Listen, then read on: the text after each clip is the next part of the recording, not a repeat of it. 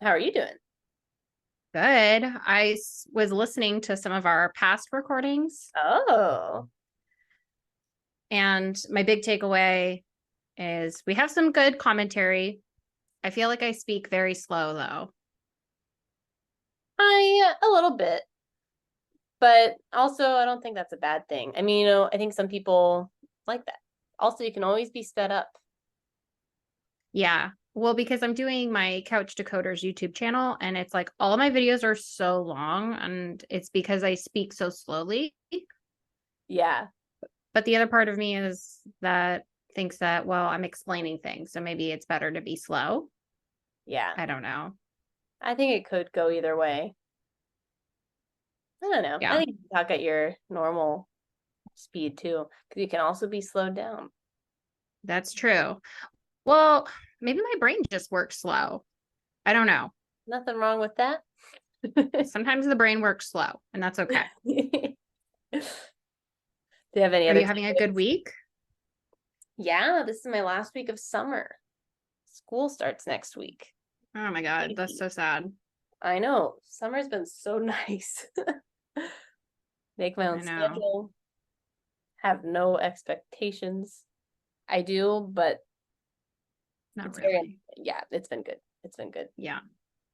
At So, work, we had a big meeting and they always do like an icebreaker topic thing. And the icebreaker was, what do you miss about school? I was like, school? Ugh, nothing. absolutely nothing. Yeah. Um, what do I miss about school? I feel like nothing because you get paid no money and you're really stressed out. You don't miss the summers? Well, I never had summers because I was always working. Oh, yeah, that makes it less fun. Yeah, I feel like I worked too much during school and I didn't have any fun. So now I'm committed to not working very hard at my career.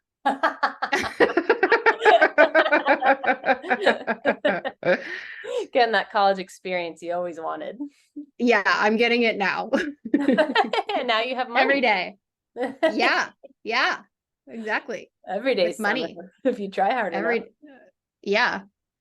Quiet quitting. Just kidding. I'm not quiet quitting.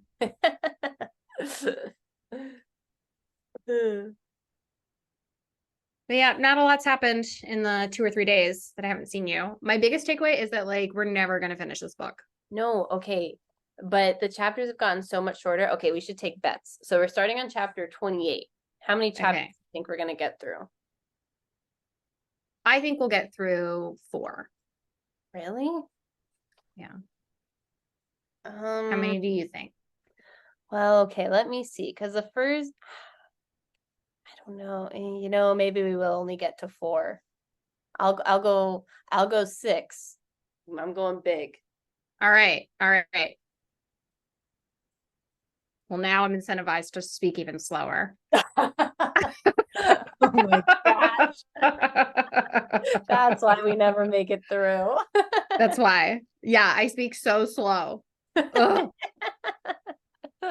Like listening to myself, I was like, girl, hurry up, spit it out. What are you thinking? Think before you speak and just say it. But You're just so thoughtful. no, I think it's because I start speaking before I know what I'm going to say. So I have to speak very slowly so that I can like think of like the next thing that I'm going to say. You can find it. It's like that quote from Michael in The Office. Like sometimes I start, Yes, I don't know where it's gonna go, but I hope I find it along the way. that's exactly me.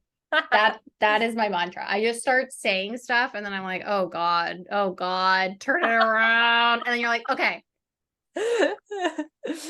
we landed on related, something decent. in related news, Candy called today and she said, I don't have my notes ready, but let's just do it anyways. I said, are you sure you don't want to get your notes? And she said, it's okay, I don't use them anyway. So I know. I spent all this time on these notes and then I just end up looking through the book anyway and redoing my notes in my mind. Maybe if I had used my notes this whole time, it would have gone faster. I mean, But it's I think my notes end up just being like the whole chapter. You know, when you highlight and then it's just the whole thing's highlighted. Yeah, everything's important. Yeah, that's my notes. So I think that's why I started going away from my notes, because like, this is too much. Yeah, okay. Well, I mean, that makes sense. Yeah, I need to be better at taking good notes. Well, everything is just so good, especially in part 2. Whoa. Yeah. So how far are you? Okay. Where's like the last place that you've been I at? am in the middle of Spoiler alert for anyone who is listening and reading along. Well, Mom. I was just gonna say I'm in the middle of chapter 36, so I don't think we're gonna get that far. So I know some Okay. things that are happening, but I'll still share my predictions I had as I was reading it, and I'll pretend Oh, like wow. Time traveler. yeah. Okay. Excellent. Yeah. So it picks up like, so this book, it has a slow start and we've slowly been moving towards the climax. And the climax, I think, happens, in my opinion, on like page probably like right around 480, 500. What chapter is that? Because our pages are different. Like 46, 47. The climax hasn't happened yet.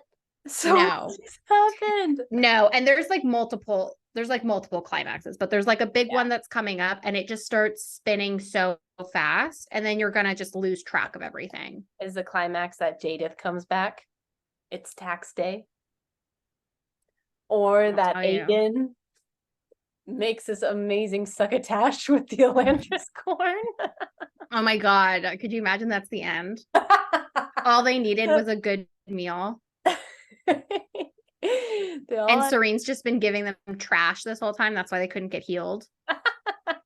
Oh my God. I'm not good at these feminine things like feeding people. We're being nice. We're supporting women. Oh my gosh, what a time. This part 2 feels like the 2020 of history.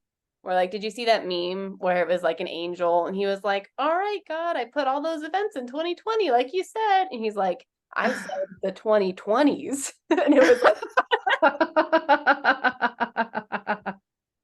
it's like 2020 has like a decade's worth of history going on. I don't think I've seen that. Maybe I have and I've forgotten it. That feels fresh and new to me. That is exactly like what's happened. Is Sanderson spent 500, 400 pages meandering around, and now all the payoff is coming. It really is. Thanks for sticking around till this episode, everyone. Hi, Mom. If you're here. Still just Mom. Just Mom. We love you. We do. I have a joke at my work. We have this big CEO, and he's like, pie in the sky, has like a private elevator to get to his penthouse office in the building type of thing. Chrissy's been there. She's been to the office. Honestly, I can see you would need that because there are a lot of floors. There's a lot of floors. I mean, I'm sure it's very much needed. Whatever. I'm salty about it. I want a private elevator. But the point of me saying is that at work, whenever I just say like this a lot of times, I'll just be like, oh, sorry you didn't get a raise this year. Maybe next year, XOXO dash Ted. And that's like the CEO. And I'll just like pretend like he's writing us little messages saying XOXO Ted. And this was going somewhere, but this is one of those sentences where I started it and forgot. So we'll that's write the end of it. We'll write our own reviews, maybe is what you're saying. Ted will write us a review and say, love the pod. XOXO. Yeah. Ted. Oh, I remember now. It's because I keep saying Mom. It doesn't make any sense now. I'm embarrassed. I'm embarrassed. Okay, we'll move on. No. Publicly flog me. It's okay. Verbally. I thought it was funny still. I saw the connection. XOXO Mom. XOXO Mom. Yeah. Okay, good. Thank you. My friend, she said, I love seeing you and Chrissy together. Your dynamic's so great. Anything you say, Chrissy just says yes.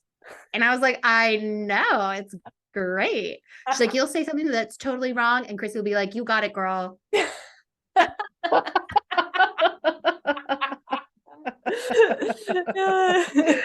Candy trained me very well in our early years. Yeah, I was like, don't go against me. And so here we are, hour 20 of your favorite book. 20, yeah. 20 chapters in 20 hours. What a marathon.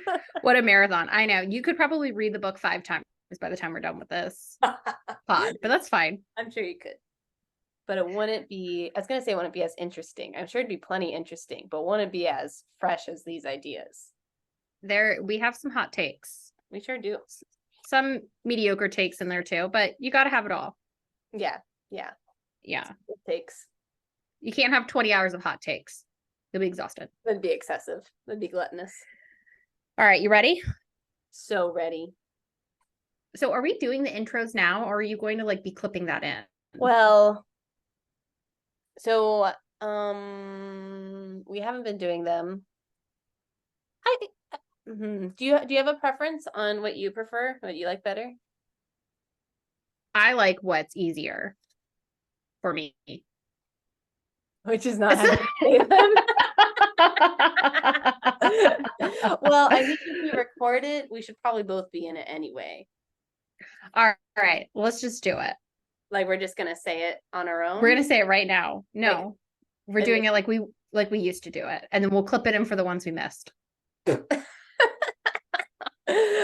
Okay. Let's see. Should I just say welcome to Bookalicious? Do you have a better intro? Yeah. Or this is Bookalicious? We had it before. Welcome to Bookalicious, a podcast where two sisters talk about books. Okay, I'm Chrissy. So you want that to be Okay, that'll be our regular thing. All right. Okay. Welcome to Bookalicious. Oh, no, okay. Let's read it. Okay, sorry. Welcome to Bookalicious, a podcast where two sisters chat about books we're reading. I'm Chrissy. And I'm Candice. See, but where do we go from there? Because it needs it finished there. And today we're talking about chapter 5 billion million of Elantris. Well, yeah, but if this is what we're cutting into each one, it needs to just like be a standalone. But if we're just going to say it in each episode, then we can do the lead into that. Oh. You know what I'm saying? Yeah. Well, we're going to do the lead in for every episode now. That's what we just decided. Oh, we're just going to say it. Oh, yeah, I like the idea. Oh, I thought you were saying we're going to do it in this episode and then I cut this part out and then put it in all of them. Oh my God, that's insane. No. That's what I thought you meant. Oh, I'm sorry. I'm sure that's what everyone thought I meant. And they're like, you're insane. Are we keeping this whole thing in? I think we should keep part of it in. Yeah. Let people see how the meat is made, so to speak. See how prepared we are. We have notes. Okay, let's do our lead in. Welcome to Bookalicious. This is a podcast where two sisters chat about books we're reading. I'm Chrissy. And I'm Candice.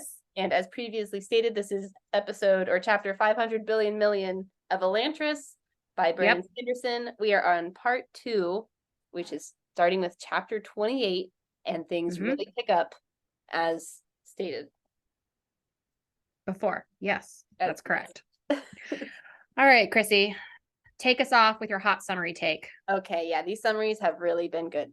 Okay, so chapter 28, it starts, or it's called Key, as in keen, which means justice. So this trio are the justice chapters. Ooh. Yeah. And so in chapter 28, it's from Ioden's perspective, and it starts off all nice and peaceful, and Ioden is in his secret library, studying about the Aeon door, which is kind of the magic behind Elantris. And he learns that door is a force that's just beyond their reach, but it can be brought into the world if they have like the right hole for it to go through. Meaning that if he draws the right Aeon, the magic can go through perfectly and great stuff happens. So that was a big discovery. We also see his Seon Ian there, which kind of felt like it came out of the blue, but he makes a little cameo appearance, so we'll see what that's all about. And then Ioden's peaceful, nice little book club is broken up because he gets a messenger that says Seolin, who's his guard, is unable to fight Sheor's men any longer, and Sarene is still giving them food, and Sheor's men are trying to fight in. And anyway, Seolin is just falling apart. So we have a whole kerfuffle there, and then at the end of the chapter, Sarene thinks that Ioden has been keeping all the food for himself because she sees Sheor's men and they're clearly starving, and she said, "I've been giving you food for everybody. Where has it been going?" And so she thinks Ioden is an evil tyrant and is terrible. And so now this leaves Ioden feeling terrible, and also Seolin also feels bad. So just all around a no good, very bad day for everybody involved. Chrissy, Seolin died. Well, okay, not yet though, right? Did he die in this chapter? Well, he felt really bad. He turned into the Hoed.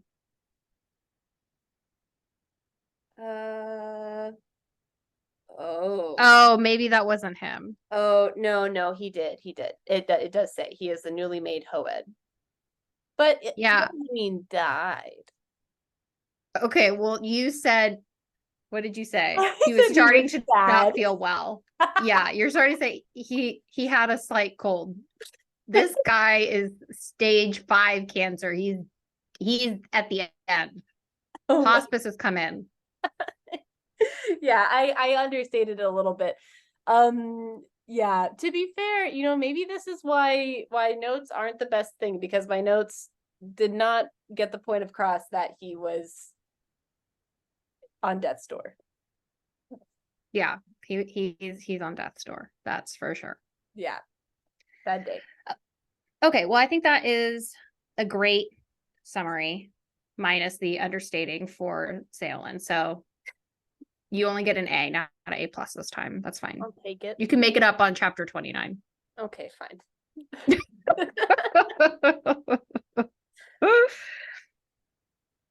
You want to start off with any quotes or lines that you liked or thought were important?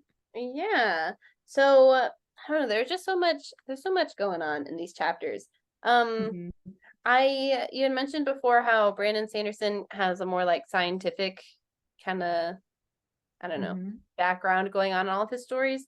And so I appreciated learning about the door, and he talked about how it's like there's a lot of magic like kept behind this barrier, but it has a hole and it can go through, kind of like diffusion. And so he just kind of had like a very systematic way of how the magic is happening. Yes. So I like that. That is a theme throughout all of his books, and that is like his signature style of writing fantasy, where you have magic, but everything has rules to it. So there's generally, you don't have the, what do you call it? Deus ex machina. Oh, yeah. It's like saved by the god. Yeah. Like something just kind of comes in out of the blue. It's like, oh, perfect. Right, exactly. You don't have like, oh my god, I learned this thing, or I don't know, my magic can do anything. I can turn back time, Yeah. You typically don't see that because the rules are laid out well in advance for the reader and for Sanderson. So, yeah. So one of the questions that I had is that Ioden, he didn't want to show anyone the murder lake where they turn into sugar dust. Because he was like, I mean, how else? So he's like, if everyone knows that they can just dissolve if they go into this lake, he's like, everyone's going to go into the lake. And there will be no new Elantris. And my thought is, does that matter? Ooh, yeah. Bad thing. And he even asks that. So he says, letting them do so was an option, of course. What right had he to keep the others from their peace? Still, Ioden felt that it was too soon to give up on Elantris. Yeah. And he kind of feels like he's able to turn it. But I guess my my question to you is, if you were in Rayoden's shoes, would you let people know and give them the freedom of the choice? Or would you be the benevolent dictator who, quote unquote, knows better for the people and make the decision for them? I think I would do what Rayoden did. And I could see what you're saying with like benevolent dictator kind of thing. And it is kind of like that. But I wonder if also there's like, this is the objectively good thing to do, which I'm sure is what every benevolent dictator tells themselves. That is. So, so that's something. But I mean, maybe there's also just something to be said for, especially with like Sarene giving all the food, how people have just kind of like devolved back to just like animalistic, like passion kind of things. And how if this was revealed, it would just be like complete chaos. You know, like it could also just be like a practical thing of like all of these like treasures of books and things that could help us are going to be like lost or like eaten or whatever. And also it's like it's not really a sustainable thing because there's going to be new people becoming Elantrians and someone has to be there to show them the pool, right? So who's going to stay behind? I don't know. Yeah, I could see that. And I think if you imagine that the gorging of the food is representative of like an addict getting like their hit or their fix, right? Which is how I imagine it, is what it sounds like. You have people just waiting, sitting around, waiting for like their next quote unquote hit of getting a lot of food, and they're just like not doing anything with their lives. Maybe you could make an argument that the people are not in a state of mind to make the best decisions for themselves at this time. So maybe you could make an argument there. Yeah, I could see that. But what would you say? Sounds like, would you show people the pool?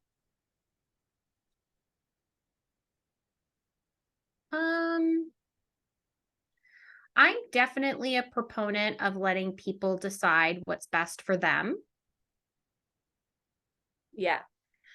That said, I do think there is a certain strategy in relaying information that sometimes leaders have to not present everything all at once or everything in real time.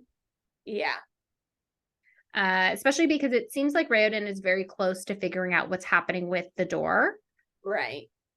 So I can see where he's tempted to, he's like, maybe I can figure out how to fix us in a couple weeks. And if I tell everyone this today, they'll all kill themselves. Right. And if I had just kept it from them for a little bit, I could have found a solution. Right. So I think if it were me, I would maybe withhold the information, but have some kind of external parameter. I'm going to wait 3 weeks before, or something where it's like I couldn't just keep changing it. Yeah. Indefinitely. Right. Hmm. I'm wondering too though, like, because is it better for people to be finding their purpose like they have been doing than to jump in the pool? I feel like if someone wants to jump into the pool, it's their life, you know? Yeah. Right. But I see what And you're saying. Oh yeah, you go. oh, I was just gonna say, like, if their life is just so horrible and they're in pain all the time and it sucks, and Yeah. But potentially they haven't been shown like the better way to live the life that they have, you know, or like to see things rightly, which is right. right. Yeah. Which is hard to say in Elantris with the things they're dealing with. But it does seem like people like the sculptor, they're like, this is awesome. Yeah, yeah. So I think maybe there could be something where you're like, hey, I think I'm really close to figuring this out. If you can hang with me for a couple more weeks, like I think I can you know. What? Can you imagine if you got an email from your boss like that? Like, hey, everyone, found a pool that'll take away all your pain, but stick with me for 3 weeks because I think I got something better cooking up. I feel like how the Ted. XOXO Ted. I feel like what Ted would say is, hey guys, he would never say this actually, but if he were to say something like this, he'd be like, hey guys, I'm going to lay all of you off in about 4 weeks, but I think I'm going to find some money. And so maybe I won't have to, but just hang with me. And if not, you're all fired. XOXO Ted. I think that's how that would go. Except he wouldn't, except for the day that it happened. He'd be like, you guys are all laid off now. XOXO Ted.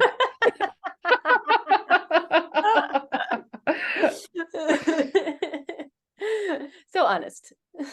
So honest. Yes. So, all right.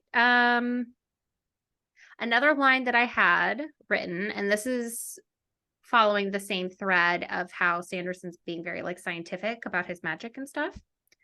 So Raiden was talking about the Aeon. So how it works is you draw your base Aeon, which kind of sounds like the top corner of a square, the top left corner of a square, and then there's a circle in the middle. That sounds like that's this. It's called Aeon, right? It's in the back because we were trying to describe it last week, but then I forgot. It's in the back. Oh, yeah. Yeah. So it's the top. Okay. So I had it flipped. It's the top right side of a square, and then there's a dot in the middle. And so that's the start of all of them. And then you can add like modifiers and other things to it to make it more fancy, but they all start the same. So that said, Rayoden noticed that with the lines that you're drawing, if you changed just a little bit, you got like a little bit wrong, it would change the total Aeon and it would do something totally different, or it would like not work or whatever. And so basically he concluded that however they're drawing the Aeons, something's happened and they're not drawing it the right way anymore. Oh. So he was saying, perhaps now instead of a square, the door was a triangle. And no matter how many square-shaped Aeons Rayoden drew, the energy couldn't get through.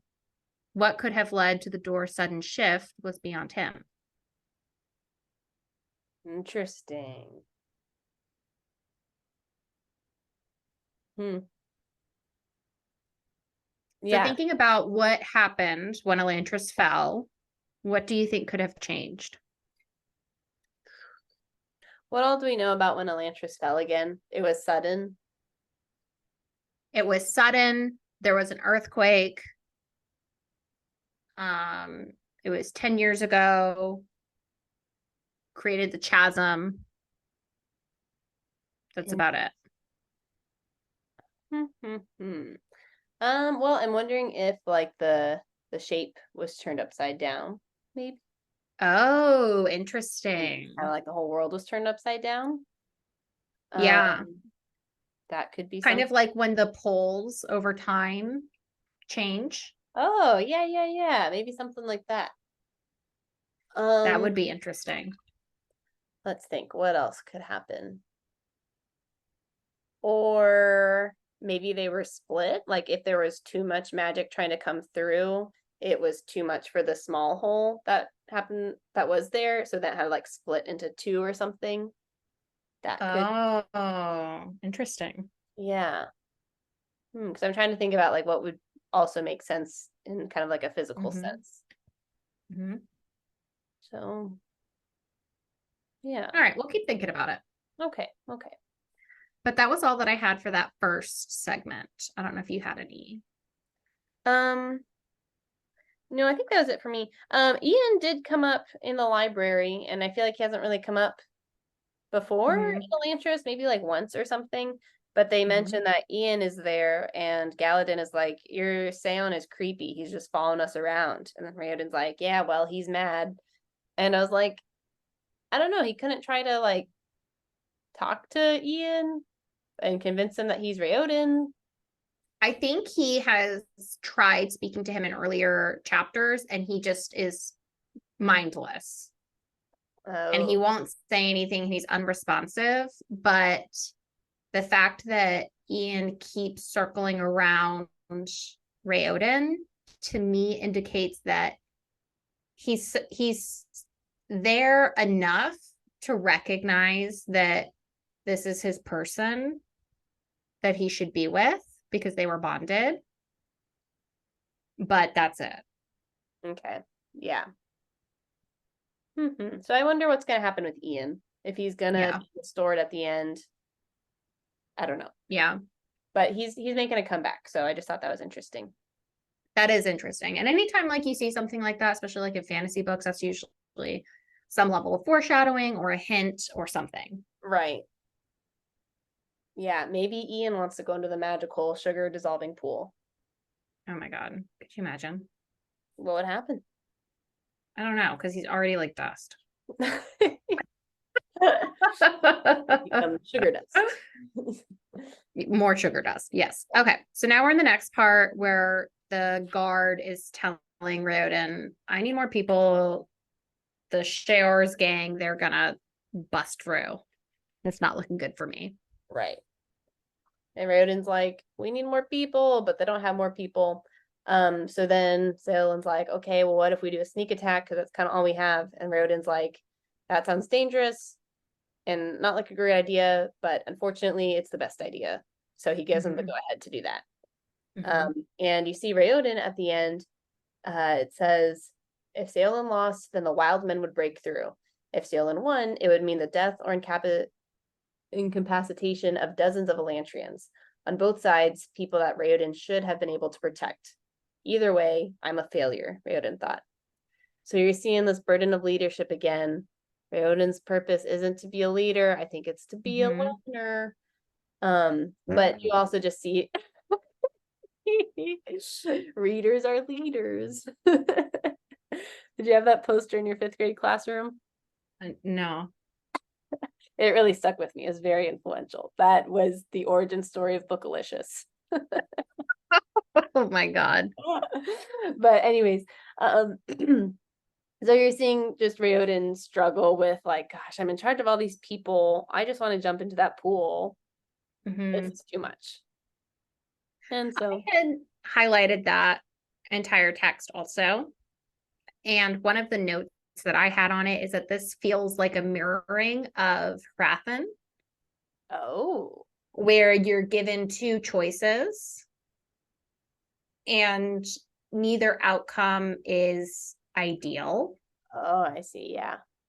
But how Hrathen handles these types of situations is that he picks one and he justifies it and he says this is the right way because it's going to be the best outcome for everybody.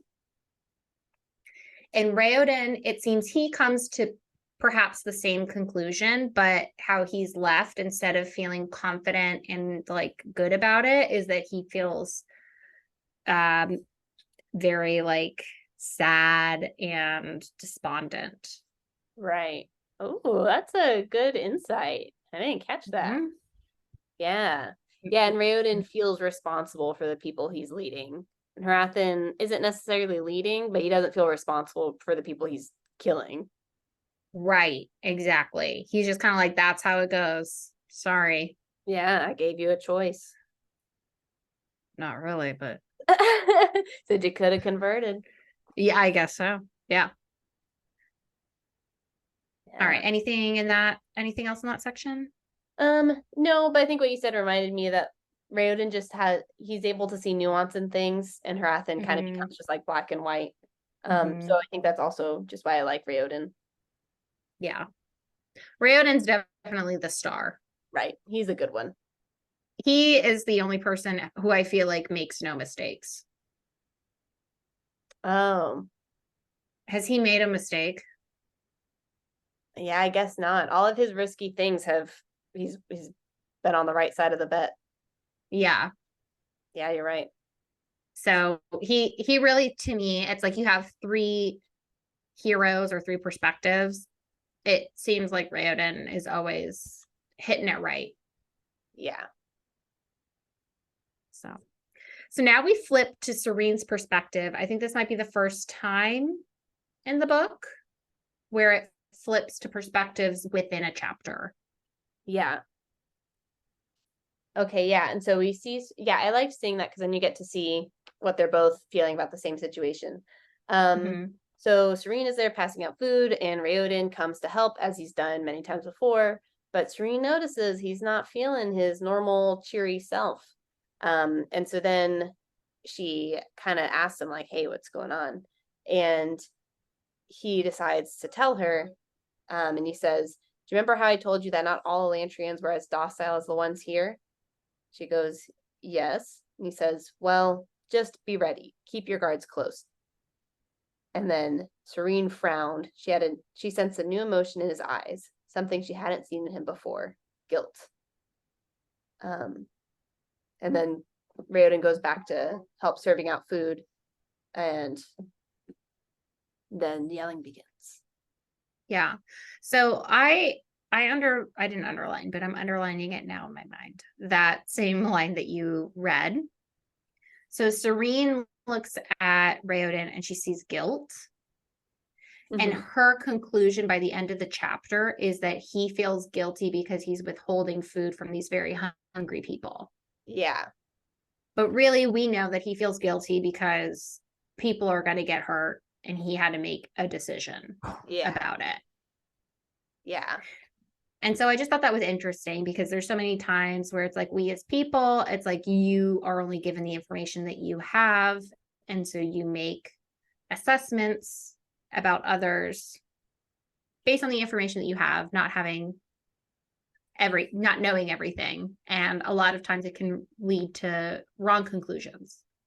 Right. And then you interpret what happens through your like already preconceived conclusion. So she said, oh, he's guilty. And then that thing happens. She said, oh, it's because of this. That's why he's guilty. Right. Yeah. I know we see Sarene do that a few times. Yes. Mm-hmm. Yeah. I think she finds herself so clever that she can figure people out, and she doesn't give herself space to think about it from a different angle. Right.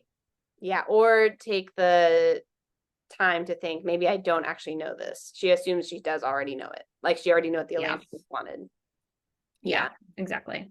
There is another good Sarene thought here, where, let's see. Oh, okay. So when she first sees Spirit or Ioden, she notices that he's not feeling like himself or whatever. And she said that she couldn't force herself to ask about the problem because she'd gone too long feigning coldness, too long rebuffing his attempts at friendship. Just as in Teod, she had locked herself into a role. And just as before, she cursed herself, not quite knowing how to escape her self-imposed indifference. Mm-hmm. And I thought that was a relatable line, where if you're in a friend group or something and you kind of become some sort of role of like the funny one or the caretaker or whatever, it can be hard to get out of that role sometimes. Yeah. So I just like that insight. Yeah. And something that I've learned in therapy is that you create like these grooves in your mind, like patterns of behavior. And even with like unhealthy patterns that aren't helping you or serving you, you keep doing them because it's familiar. And it's easier to do something familiar, even if it's bad for you, than to change your behavior and do something new. Yeah. And so I feel like with Sarene, she just has this wall building type of behavior where she feigns like indifference and being cold because that's a way to protect herself from getting hurt. But then she ends up not having any real friends because of it. And it just becomes this self-fulfilling prophecy. Right. For her. Why do you think we don't like Sarene so much and think she's so perfect when Ioden's the one who doesn't have any faults? And Sarene actually has a lot of faults in character development going on. Yeah, I know, right? It's like we don't support women. I think part of it is that Sarene, and maybe this is something we as the readers are not even seeing. Even her own inner dialogue has these walls up. Like she won't even be completely honest with herself.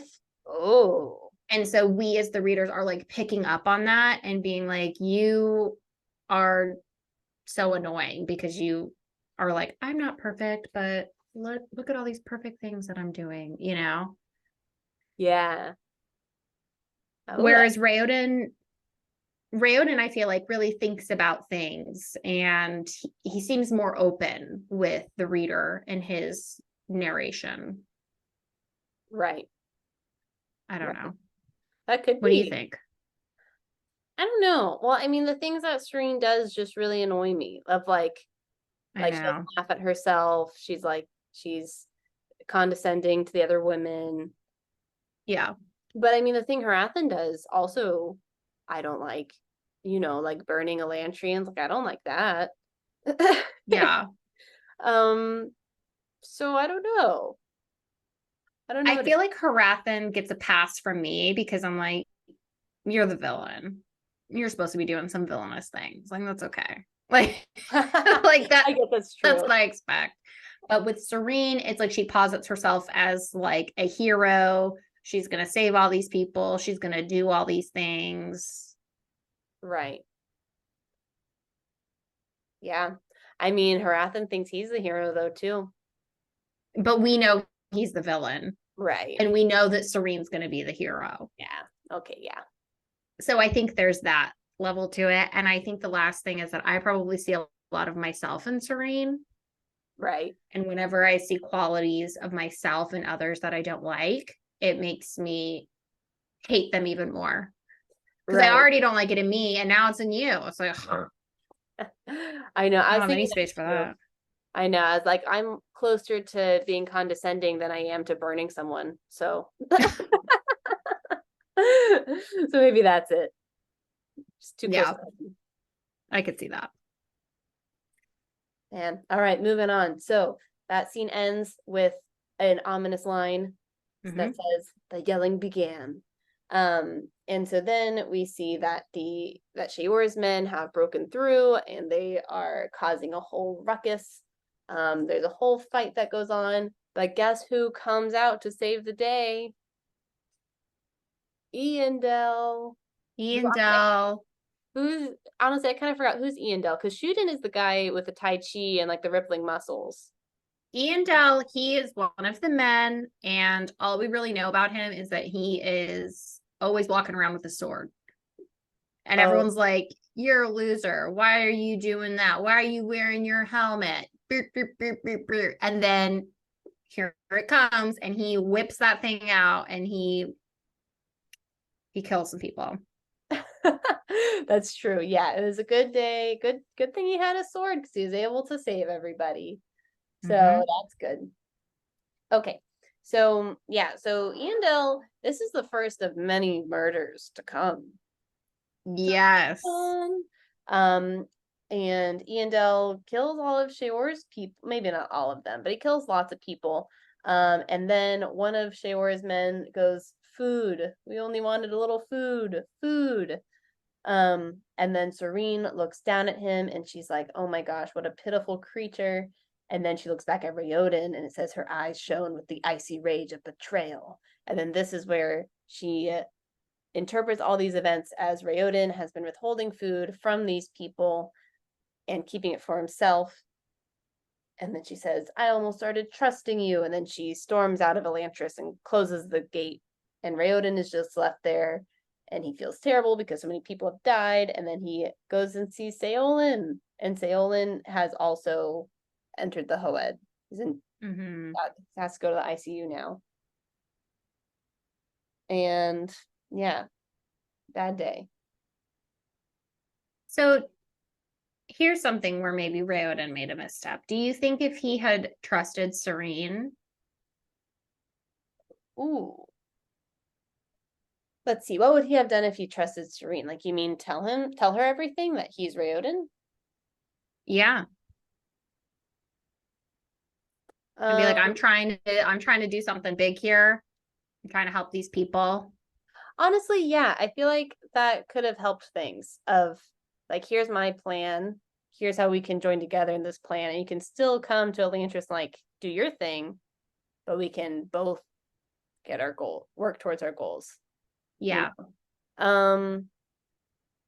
Downside, I was gonna say the downside could be that maybe he wouldn't have had a chance to talk to her by herself, but I feel like that would have been permissible, you know? Yeah, and I also feel like I could understand at the beginning being like, all right, what's this girl doing? I don't really know her 100%, but she's been here for a couple days now. Yeah.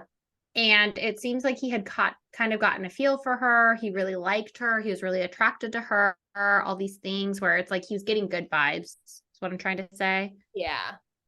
To where it seems reasonable to me for him to say, this is what's happening. Maybe don't let everything in, but start, you know? Yeah, I think that's a good point. Yeah. Especially since there were all the signs that like she was a good person. Yeah, trying to help. Right. And she had she won over his old crew. Yeah. That's true. You know? That's a good point. So it's like if his crew trusted her, then you would think that would give him reason to trust her. Yeah. I hadn't thought about that before, but yeah, now I'm thinking it's really weird that he didn't tell her anything. I didn't think about that either. I was giving him a pass, but now I'm not giving him a pass. He messed up. Do you think you would have told Sarene? I think so. But I'm not good at keeping secrets. I know. I was gonna say I'm not that good at strategy. Like I wouldn't know. Yeah, I'd be like, I'm sick. Help me. I'm trying to do something here. Can you help me? I feel like that's what I would say. Yeah. Yeah, I think so too. Interesting. Okay, well, so that ends chapter 28. Yep. How long did that take us? It's 7:41. Let's see how long. Oh, it's been an hour. Oh.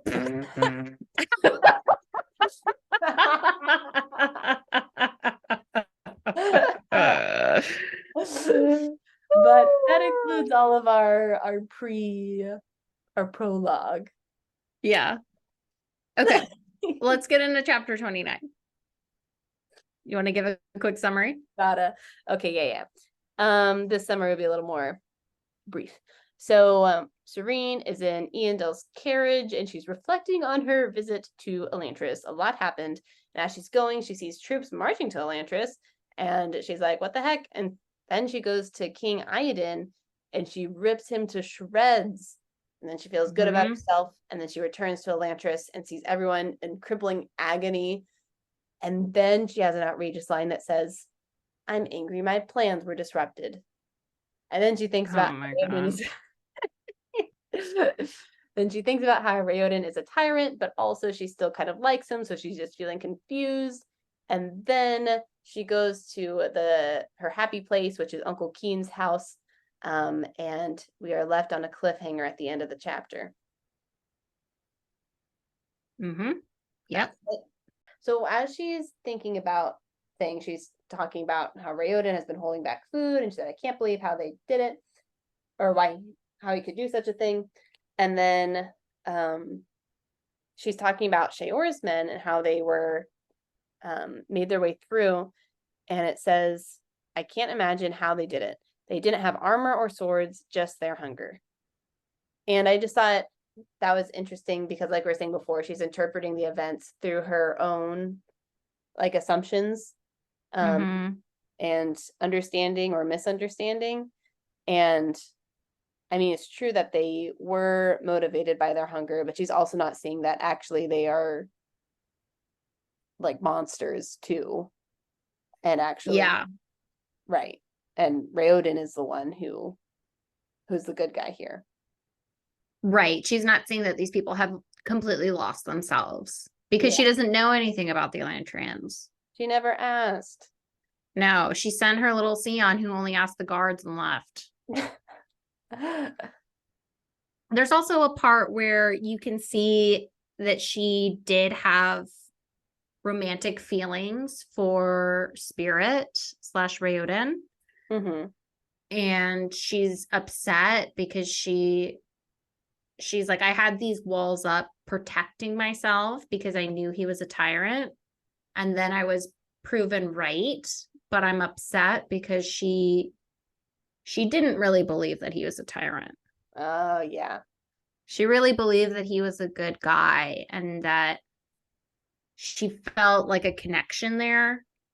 And then it turned out, oh no, I was right. I should have had my walls up. And that's something that I think it would reinforce her to continue to be very guarded around people. Yeah, that's a good point. Yeah. And then Sarene sees King Ioden's guards and they're headed to Elantris and they're gonna wipe everybody out. They're like, we're done with this.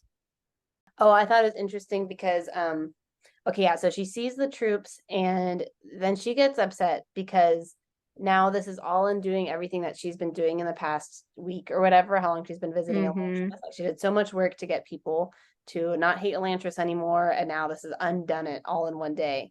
And I just thought that was kind of interesting because she undid all of Ryoden's work that he'd been doing for a few weeks. Oh, yeah. Yeah. They're all undoing Everyone. Well, that's what happens when you don't trust people and you don't let people know what you're doing. This is a great exercise in communication. I would say 100% of our arguments happen because of communication. See, you could have saved this Elantris massacre if you had communicated. I know, honestly. Yeah. But Ioden had been kind of waiting for a chance to swoop in to clean up Elantris anyway, I think because Sarene had kind of made him look the fool for going in there. Right. So I think it could have been anything that was not 100% correct. Ioden would have come in and done this. Yeah, that's true. That's true. Okay, yes, now we see Ioden, and this is like first nail in Ioden's coffin. Sort of. Literally. And so Sarene marches herself into Ioden's office or whatever, and let's see. She just says a lot of honestly kind of terrible things to him. Let's see. Let me look first. I have it. Okay, go for it. You are a fool, Ioden, she hissed. I know it, your nobles know it, and the world knows it. You have taken a great nation and squashed it in your greedy hands. You have enslaved the people, and you have defiled Arlan's honor. And despite it all, your country grows poorer. Even you, the king, are so destitute that only a gift from Tiod lets you keep your crown. Whoa! And then she says, how will it look, Ioden? She whispered. How will it feel to have the entire court know you are indebted to a woman, a foolish girl at that? You would be revealed. Everyone would know who you are. Nothing more than an insecure, trivial, incapable invalid. Whoa. And then she forces him to sit down and she says, repeal it. And then he signs his name. And then she leaves. Yep. And when she looks back, she was left with the sight of Ioden slumped in his chair, elbows on the desktop and head cradled in his hands. The king was sobbing quietly to himself. Yes. And everyone heard it. She was like secretly on a PA microphone. She had her little say on there as like a microphone. Yeah. And everyone in the whole town heard. Oh my gosh. Like, my goodness. That's a lot. Like, even for Ioden, who isn't great, I was like, gosh, Sarene, too far. Okay, do you think it's too far? Do you think that's what needed to be said? Okay. So, in some way, well, okay, so everything she said I thought was true. Mm-hmm. But still, I was like, my gosh, that's... I don't know. That's too much to leave someone slumped in their chair sobbing and then just leave them to themselves. Also, I mean, she's like hitting at all of his biggest insecurities, Whether she knows them or not, I think maybe she does. I think everyone kind of knows the king is pretty insecure. I guess my question is if she did not go so hard as to completely destroy him as a human, would he have repealed it? His order to kill a bunch of Elantrians? I think there's other ways. He's very motivated by money. I mean, she made this deal with her father. You know, like I think there could be other bribes and stuff, but did he need to hear that? I mean, yeah, maybe. Yeah, I don't know. I feel like with the time sensitivity of everything, where it's like you really only have minutes, you don't have time to negotiate a deal, you don't have time to do bribery. Is there a way that you could communicate that same message without destroying someone? Maybe I'm feeling like Harathan right now. You know, where I'm like the end, you know, I'm like, Yeah, Ioden, had to be done. forget about him. Yeah, Ioden, he's done. But like, you know, just kind of like, I don't really care about you. You've been such a jerk to everybody. And I'm just going to line up all the facts for you. Because that's all she does, really. Is what? Line up all the facts. Oh, I know. Yeah. I mean, I guess that's true. I don't know. I would like to think that there's another way, but also as I'm looking over this again, like before she starts her whole is diatribe the right word?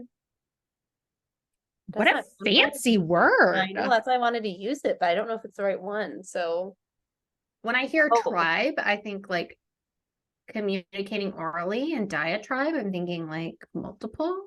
Oh, okay. A diatribe is a forceful and bitter verbal attack against someone. I know. That was like right on the nose. Who are you? I don't know. Remember Smarty my pants. SAT vocab words. Yeah. So, all right, start it all over again. Okay, so before Sarene starts her little diatribe, she's feeling insecure, but then the insecurity passes as she looks and sees the satisfaction in his eyes. He would massacre the entire group of starving, helpless people in Elantris. He would kill Spirit, all because of her. And you know, I do kind of get where this such anger comes from, especially since he's like a powerful guy. He's taken it out on literally like the weakest person on the whole planet. And she feels like it's because of her, and he feels happy about it. So, you know, I maybe it was warranted, all the things she said and how she said it. It's hard because like you never want someone to get to a place where they're so hurt and they're so injured that they would want to harm themselves. You never want that. At the same time, sometimes people are doing things that are very hurtful and destructive towards other people. In King Ioden's case, he was going to kill a lot of people. Yeah. And sometimes it kind of seems like maybe that's what you got to do. I don't know. I think I'm also reading this with what I know what happens later, and I'm like, oh, I don't know. Maybe it's too far.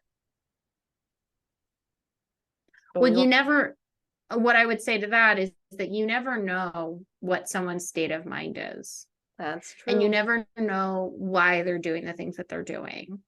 Yeah. And so sometimes the words that you say, even if you feel very justified in saying it at the time, it might be something that a person can't handle.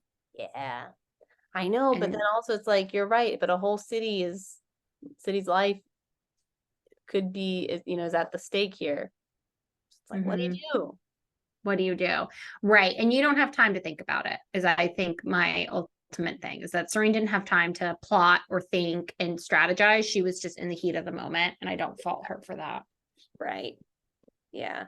Okay, one more question for Ioden. So we talked about Sheor, who ended up being a little girl with a pink bow, was Duke Telri's daughter.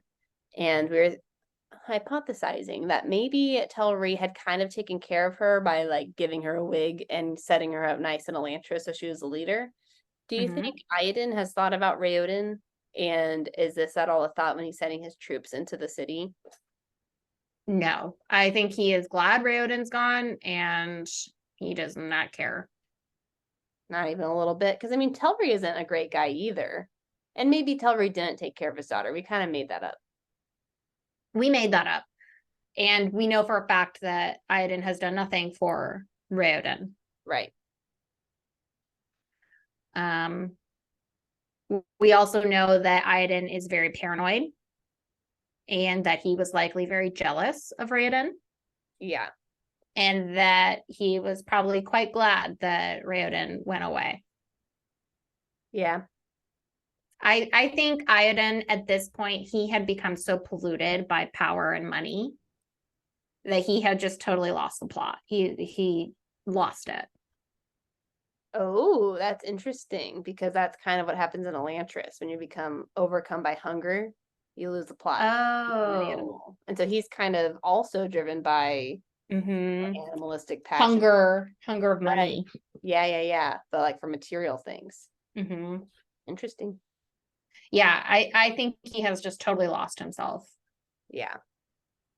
The next thing that happens is that Sarene realizes what the Elantrians are because she sees one of the Elantrians that I'm imagining it's just the distance was great, but she could see the distinct lines of the man's legs lying a dozen feet from his chest. Some powerful blow had separated him at the waist. There was no way he could have survived such a wound, yet insanely his arms waved in the air with hopeless randomness. Merciful Domi, Sarene whispered, her hands rising to her breast, her fingers seeking out her small Karathi pendant. She scanned the courtyard with disbelieving eyes. Some of the other bodies were moving as well, despite horrible wounds. They say that the Elantrians are dead, she realized, that they are deceased whose minds refuse to rest. Her eyes opened for the first time. Sarene realized how the Elantrians survived without food. They didn't need to eat. Yikes. Yeah. So she's finally like seeing that, like, oh, these are actually zombies. Whoopsies. Right. Yeah, so that must have been a bummer of a moment when she had brought in food for weeks. And then she also sees, let me first see if I have another line there. Okay, no. Okay, and then she also sees another figure down there who she thinks is Raoden, and he's clutching a body in his arms, walking back and forth with his head bowed. And she says the message was clear. Even a tyrant could love those who followed him. So that's probably Raoden with Salen, his guard. Yeah. I know. And so I don't know. It's interesting because she's seeing like the physical reality of the Elantrians of they're not dead, they don't need food, but they still feel pain, but they don't have the relief of death because they just always feel pain. But she's also saying that they can love each other and mourn. And so it's this weird kind of humanizing thing. I don't know. It's just interesting. Yeah, and she's kind of finally she's opening up her mind to everything can't be Tiod. Oh yeah. And she said perhaps only a tyrant could lead in a place like Elantris. Oh yeah, that's right. So she's just opening up her mind to the fact that maybe having an option of letting the people do what they want and this and that is not realistic in every situation. Right. Yeah, and maybe I should have asked more about what these people were actually going through before I stepped in with my carriage of my cornucopia. Yeah, exactly. My gosh. This is where we got that line from the summary though. She tried to remain angry at him, but looking down, she couldn't lie, even to herself. The day's events disturbed her for several reasons. She was angry at having her plans disrupted.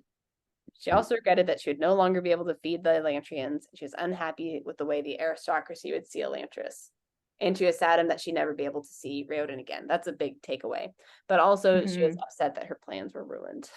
Well, you know what? She had a lot of plans. Yeah, that's true. A lot happened to her today. I get it.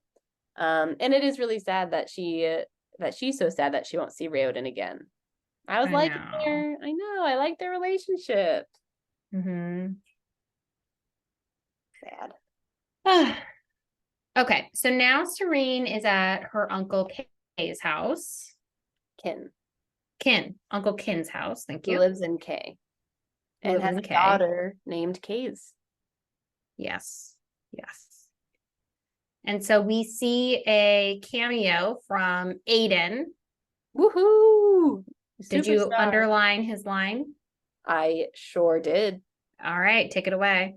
Well, yeah, so they're there, and Ioden says, Aiden's haunted, slightly unfocused eyes found her face 2,137 steps from here to Elantris, he whispered. What?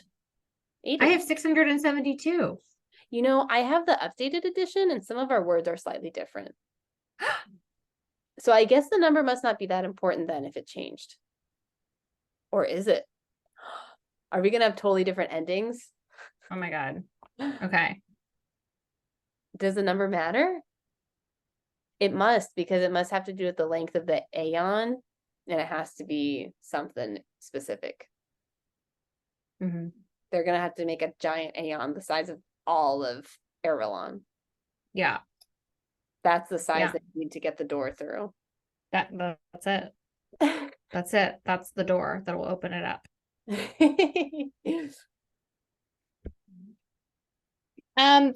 I feel like I didn't write anything except everyone was just like, Sarene, man, you totally like dogged on Ioden. You put him in his place. High five, high five, high five.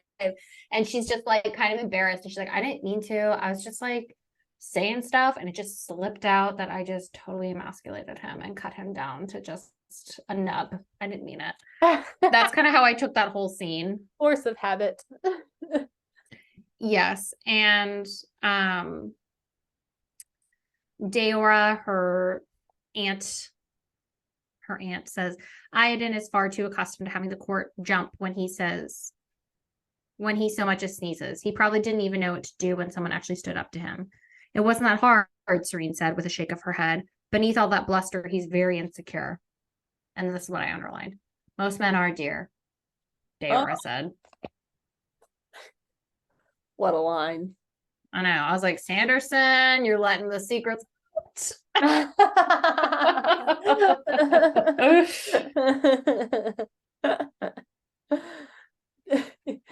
saw that. I said, like, wow, so progressive.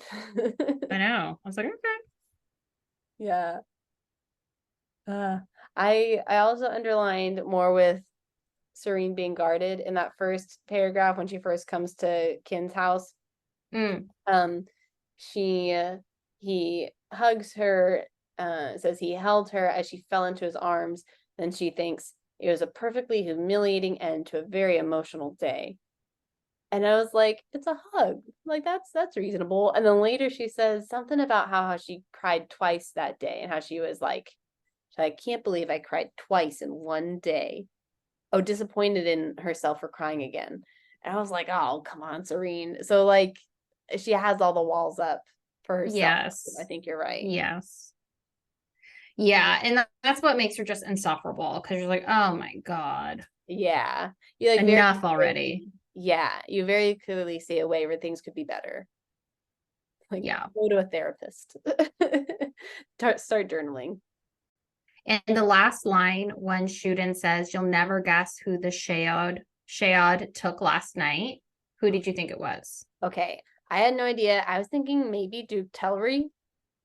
Oh. Yeah, because then that would really mess up people's plans too. So did you think Hrathen killed himself when he took the potion? No, I didn't think that, because I figured he would still be writing, a third of the book. But I didn't know what happened to Hrathen. I had no idea.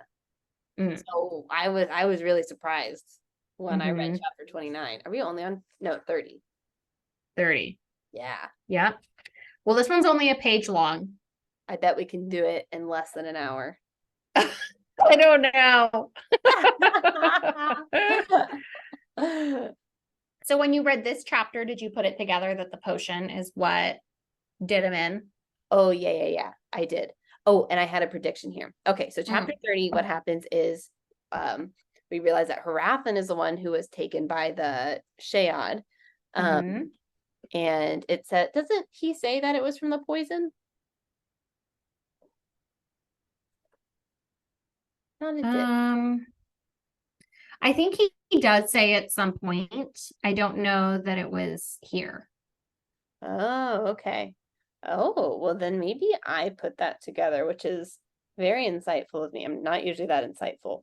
So anyways, he took the poison in the last chapter. It's probably just because he took it in the last chapter, so that makes sense. Yeah. Anyways, and it made his skin and hair change. But we notice he's not ravenous like an Elantrian. So you can kind of put it together that he looks like an Elantrian, but he isn't actually. Then he gets escorted to Elantris, and then he immediately falls on his knees and begins praying to Jadith. And my prediction was that his poison will wear off in like a day. Then he'll be healed, and he's going to say, look at what Jadith did, and then he'll use that to convert everybody. Oh my God, girl, you're sniper. We'll see. We'll see. You saw right through that. Okay. Do you think Delof was really surprised? Because Delof has seemed like he's 10 steps ahead of Harathan at every turn. I think so. I was surprised. Yeah. I think I was surprised because also later we hear something like only people from a certain area become Elantrians, and Harathan isn't from that area. So I imagine Delof is probably pretty well versed in all the things because he seems to have all sorts of tricks up his sleeves.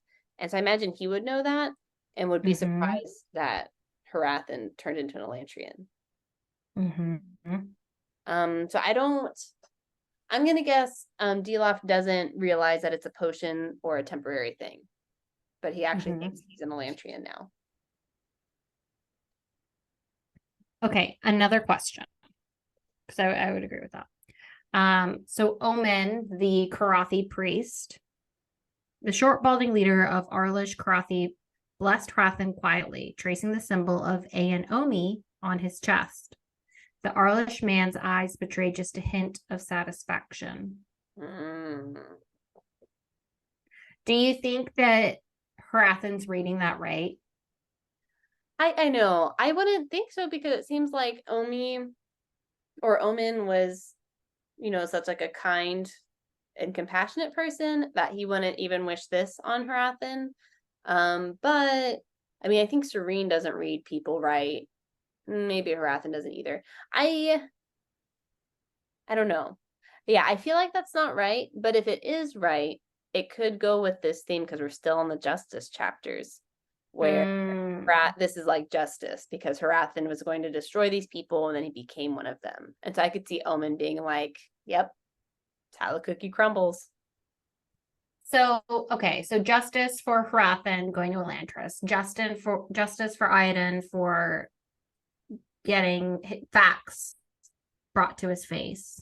Oh, yeah. Justice for who in chapter 28? The first one. Well, I think it's Sarene thinks she's bringing justice because she's feeding Sheor's people, but it isn't. So it's misguided justice. Would there be any or could it be justice for the people for Ioden's misstep of not letting Sarene in? Oh, interesting. Yeah. I think it could be that too.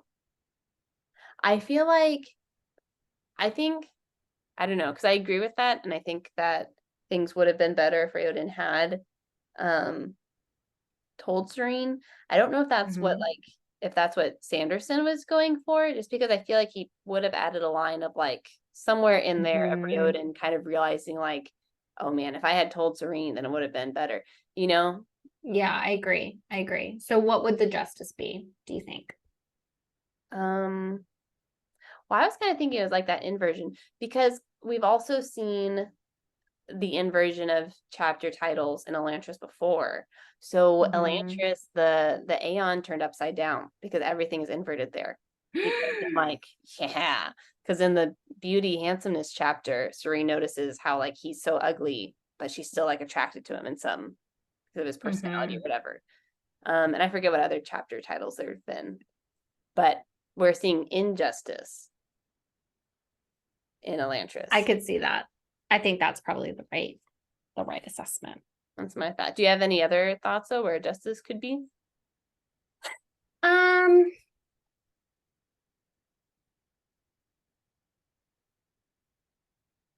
I don't. I think either me or you. Those are the only ones that are coming to mind. Yeah, those are kind of the only ones I'm thinking too. I like your reading though. Yeah. Well, I think it just kind of, to me, it just keeps striking that theme of people underestimating others. Yeah. Not, giving people credit. Yeah. Kind of assuming not the best in people, and how that just keeps biting people in the butt. Right. To me, that seems to be like a central theme. Yeah, I think you're right. Okay, so do we want to hit chapter 31 and make my prediction of 4 chapters correct? Or do you want to end now and we'll both be wrong? The thing I like about ending now is that then we've done one cycle. The thing I like about doing chapter 31 is that we've done chapter 31.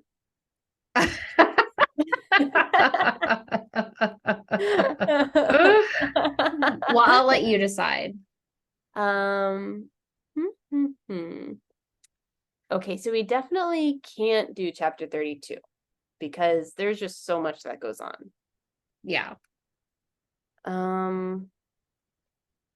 Yeah, chapter 32.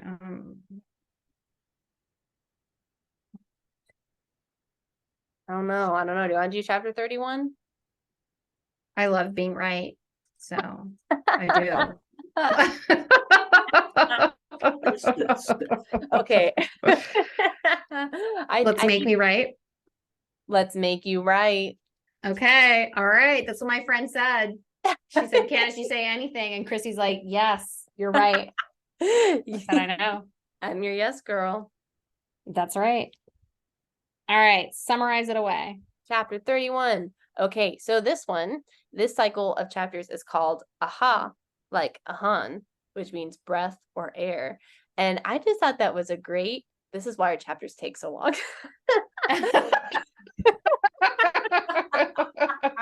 It's not because you talk slow. Oh, because we have a comment on everything. That's how it goes. Okay. But this is such a great name for the aeon that means breath or air because aha, it's a breath in itself. Aha. You're right. I love that. I know. I thought that was so clever. So good job, Brandon Sanderson. All right. So this chapter is called Aha, which means breath or air. And here's when we actually see the end of Saolin. We see the aftermath of Sarene in the new Elantris. And now Hrathen and Raoden cross paths for the first time. They've seen each other, but they've never actually crossed paths like they do here. And then Raoden deals with Sheor's men, and we see corn. Yes. The corn. Succotash is coming. It's coming. They're cooking it up. Having a nice grill out there. Yes. By the sugar pool. Okay. So yeah, this opens with Saolin sinking into the pool and he melts into the blue liquid. Very sad. Yeah, this was a sad one. That was sad. And it was also kind of sad too because Raoden, part of the reason why he's like, we got to put Saolin in the sugar water is because Saolin's mantra, his Hoed mantra was just, I have failed my Lord Spirit. I have failed my Lord Spirit, like constantly. Aww. So it kind of seems like when your mind when you turn into the Hoed, when you lose your mind, whatever that last thought that you have just gets stuck That's on interesting. repeat. I was thinking it was like the thing that was most important to you that you lost is what Oh, with, but yours kind of goes with your body is like stopped in time because it's not healing. And then when you're in the Hoed, your mind has also stopped in time. And so you're stuck on the same thought. oh, that's interesting. I didn't even think of that. I was just thinking, I didn't even get that far. I was kind of like, you just get stuck on a loop. Because like if you think about the old Elantrian, he was like, oh, so beautiful, so beautiful, so beautiful. So like I'm imagining when he finally felt, he was just like, what has happened to my house, my home? You know, it was so beautiful. And that's kind of like where he was stuck. And a lot of the other people get stuck because they're so hungry. Oh, that makes a lot of sense. Yeah. Yeah, I think especially for the people who are talking about food, because that wouldn't be their most important thing. I mean, maybe being an Elantrian, that is the most important thing to them. Yeah, but then you still have people who are talking about like beauty or failure. So yeah, I just kind of, yeah, that's how I interpreted it as. Yeah. Interesting. Man. Okay, yeah. So Galadin and Rioden, leave them here to rest. Have we already gotten to the part, or maybe it's here, where Rioden asks Galadin to put him in the pool? If you have, yeah, I think that was in the last. I think we talked about that last episode. Yes. Okay. But this little paragraph ends, and Rioden thinks, for once, the burdens and agonies of his body seemed insignificant compared to those of his soul. Oh, yeah, I know. a good line. Very sad. It is a good line. Rioden continues to be the best guy. He is. Best boy. Best man. Always the Best best man, never the groom. No, that's Sarene. That is Sarene. Always the fiance, never the bride. Yeah. Always the bride, never the wife. Never made it. Okay, so yep, so that's what happens. But then so after that, now we're seeing the aftermath after Sarene. And now that Sarene isn't coming with her handouts, people are like, oh, I guess we'll go back to Rioden. And even though Rioden thought Sarene was totally messing up his plan, he's realizes that actually it had been helpful to them, because people now know that no matter how much their hunger hurt, simply feeding their bellies wasn't enough.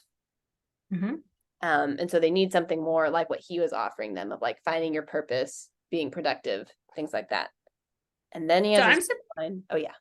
I was gonna say, I'm surprised you didn't underline before that. So no more handouts, no more eating. No more eating, waiting, and eating again. They had come back as if suddenly awakened from a stupor, remembering that once, not so long ago, that there had been purpose in their lives.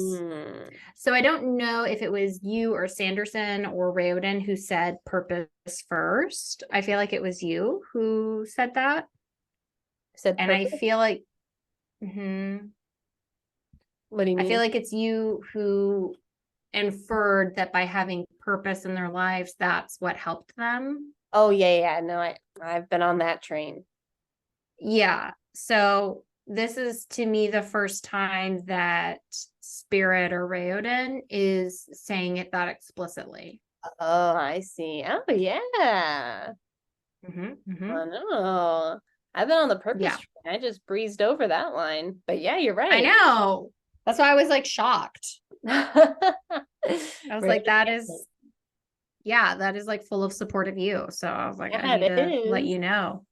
That's why I wanted to do chapter 31. It makes me right. Yeah, good. Doesn't it feel nice? It does. To be right for once. Okay. I know, it doesn't happen often. Okay, but when Ioden harvests the corn and makes corn on the cob, and Rioden feels great because he's starting a book club, I'll be super right. That's when you'll be the most right. Yeah, when Ioden starts Bookalicious. Yes. It ends with I'm Aiden. That's the real end. That's the final end. Oh my god, they are all Aiden.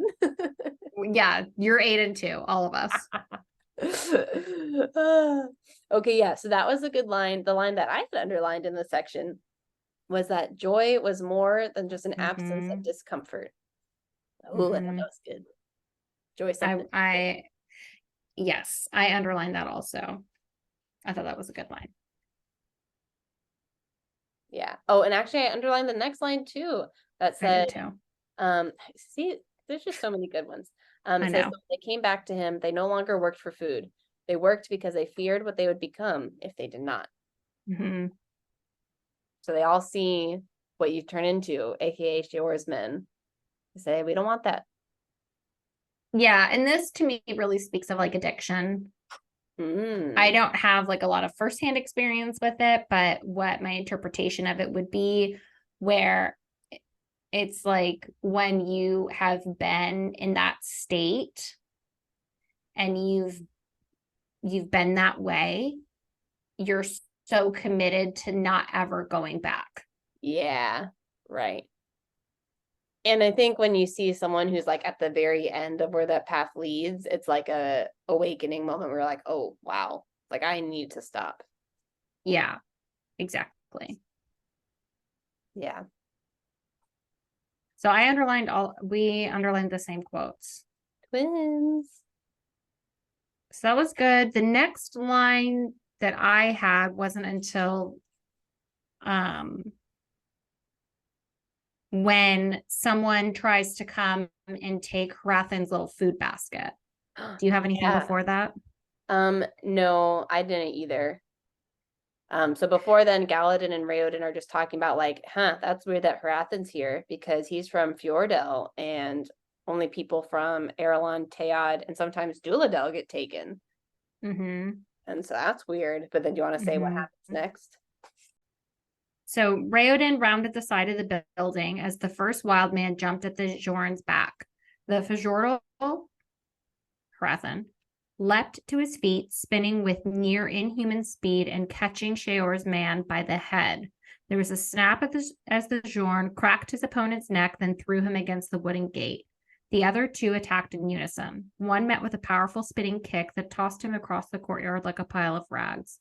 The other received 3 successive punches to the face, then a kick to the midsection. The madman's howl of rage cut off with a whine as the Jorn placed another kick at the side of the man's head. Whoa! Yeah, so Hrathen is super ninja. Yeah, and it's like, what is Shuden doing with his Tai Chi in the courtyard? Not what Hrathen's doing. No. So what do you think about this, about Hrathen being super ninja? Did you expect that? I did not expect that. But it makes sense with all the things they've been mentioning about it reminds me, I think that was a Phineas and Ferb line with, do you remember like Sarge or whoever, I forget his name. He like was the boss, Perry's boss. Oh, yeah. I don't know. Anyways, every so often he would say, that's what we learned at the academy. And it was like really dramatic and like you don't know what happened at the academy, but it was like very intense. And so I just imagine Hrathen saying like, this is what I learned at the academy. Sanderson lifts a lot of his concepts from other work. I wouldn't be surprised if there's a little Phineas and Ferb in there.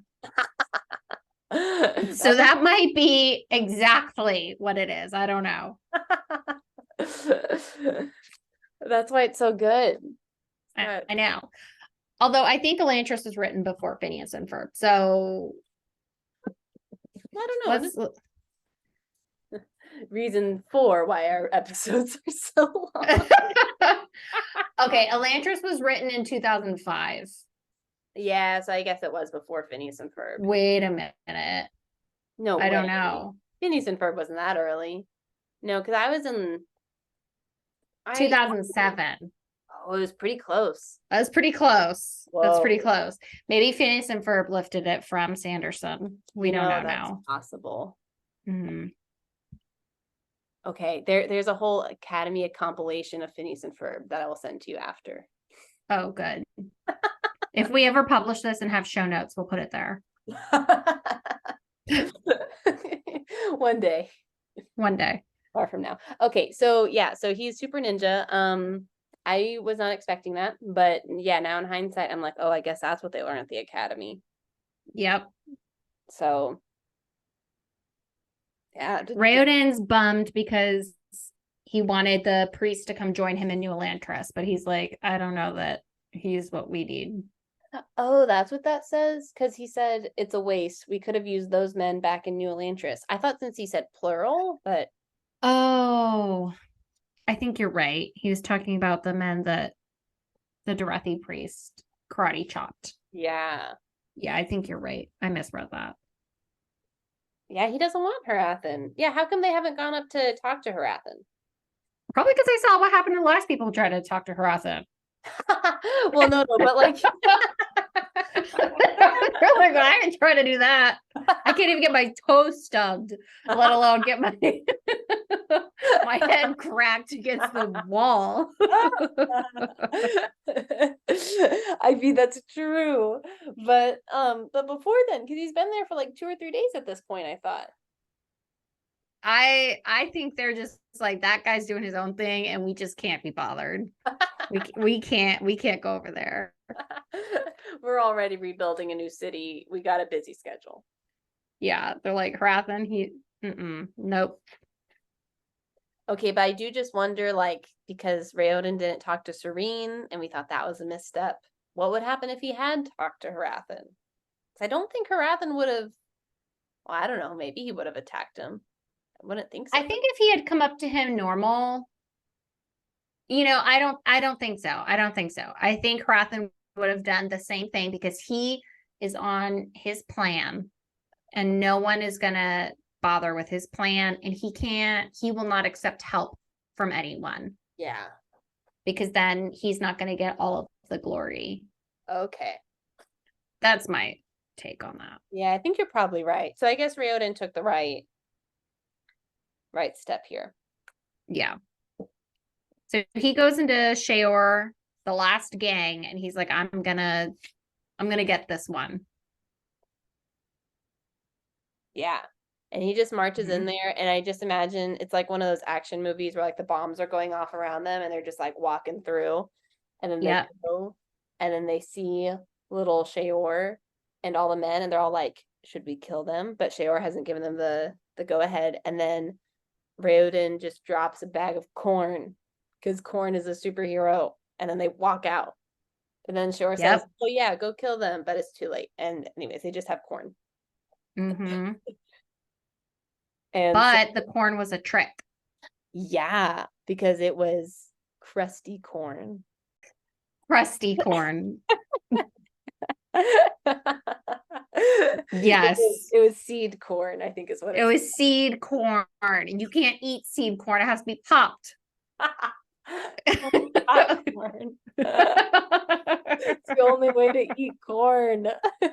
Yeah, they were given just kernels. We need butter. No popped corn, no butter, no salt, no nothing.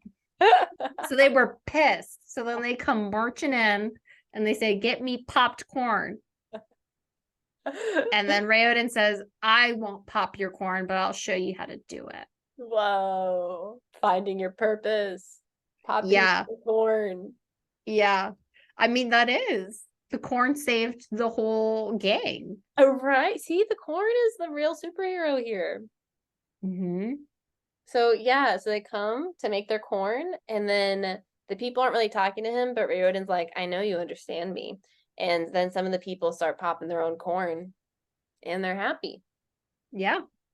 Yeah. And this is like their first step back towards finding themselves. Mm-hmm. Yep. That's it. Yeah. All right. What's your take of Elantris now that we're into section 2? Oh, wait. I had one more line. Oh, but then go for we're it. asking that question again. Okay. Because connecting this to our new chapter title, Breath/Air, is Ioden breathing new breath into Elantris. Oh, yes, girl. Or they're air popping the corn.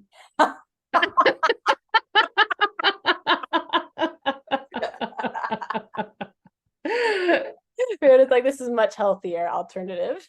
Yeah, he's like, guys, we can't afford the calories. I know we're like zombie bods, but we gotta have the air popped corn. Some skinny pop. Some skinny pop. Yeah, we Spray on can't do butter. spray on butter flavoring. We don't know what it is, but it's a flavor. And it's 0 calories somehow. We asked for it special from Sarene. Yeah. We asked for butter and she just gave us butter flavor. Sounds right. Okay. All right. So what are you thinking now that we're into chapter or section 2, part 2? Things are super picking up. And this was like these first 3 chapters, things are picking up. The next ones, things really pick up. I think I really like it. Everyone's starting to intersect. I'm frustrated that Ioden and Sarene were so close to each other, but then they missed it. So that was a big bummer. Yeah. Those are my thoughts. Are you glad that we're reading this book? I am. It's a good book. It's pretty good, right? Devoted 20 hours to a book I didn't like. I know.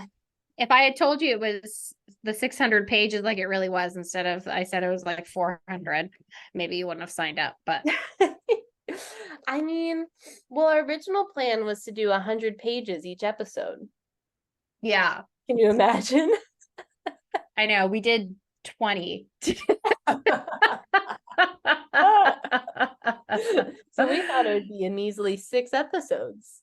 I know. But then we took 5 minutes talking about just the title. That isn't even written out. We had to go translate it.